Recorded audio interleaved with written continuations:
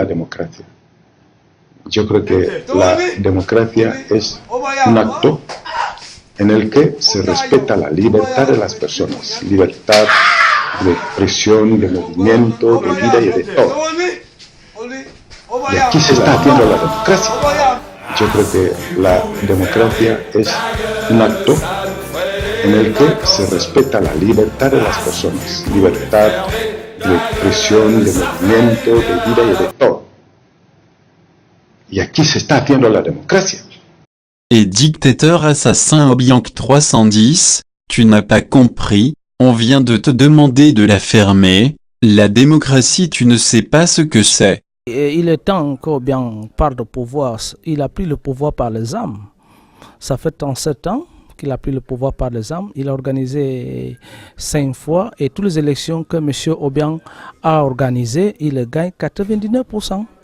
Donc actuellement, la population équato-guinéenne et l'opposition dans laquelle que nous représentons, nous demandons le départ d'Obiang immédiat. Si nous avons aujourd'hui une liste de 310 personnes assassinées en Guinée équatoriale, on ne compte même pas ce qu'il a tué quand il a pris le pouvoir. Quand Obiang a pris le pouvoir, il a tué plus de 600 à 700 personnes. Mais le pays venait de sortir dans un régime de 11 ans de dictateur Macias.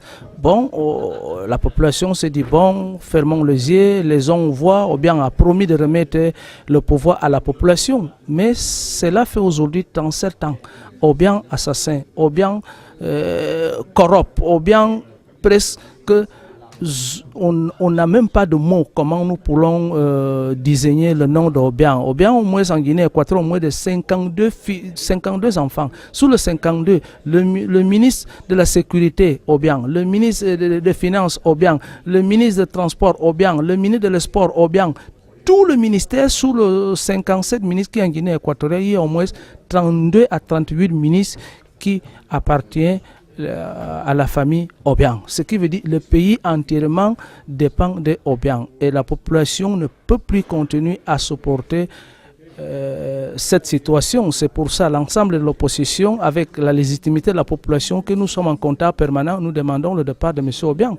Mais c'est ça, je suis exilé en France depuis plusieurs années, j'ai été torturé, je buvais mon sang et devant Obiang Mbazoro et ses frères, son frère Amengol et des autres, pas simplement moi, on était à peine 380 personnes qu'on était en train de torturer nuit et jour. Il y a eu plus de 28 personnes dans 2-3 semaines qui a duré le Sénat de la torture. On a enterré des cadavres au bord de la mer de la prison de Blabis. Mais cette personne continue à gouverner notre pays. Mais je crois bien que notre constitution prévoit une loi qui dit un génocide ne peut pas être président. Donc au jour d'aujourd'hui, avant on parlait des assassinats, et quand il y avait 2 personnes, 3 personnes, mais nous avons une liste de 310 personnes. Ce qui veut dire à 310 personnes, ce n'est pas un assassin, c'est une génocidaire. Donc un génocidaire ne peut plus continuer à gouverner notre pays.